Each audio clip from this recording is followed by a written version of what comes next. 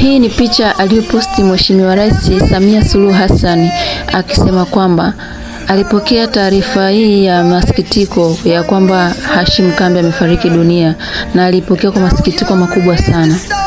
Hivyo usikae mbali na channel ya Elephant TV ambayo inakuletea habari na matukio yote yanayoendelea. Mheshimiwa Rais aliposti picha hii na kusema kwamba nimepokea kwa masikitiko makubwa sana kifo cha Hashim Kambi. Kifo hicho ambacho kimeumiza watu wengi.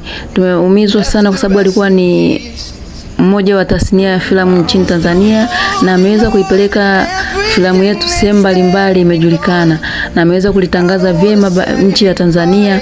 Hivyo tumuombee apumzike salama, ila pia anatoa pole zake kwa wasanii wenzake, anatoa pole kwa familia, pole kwa ndugu, jamaa na marafiki wote walioguswa na kifo cha mzee huyu.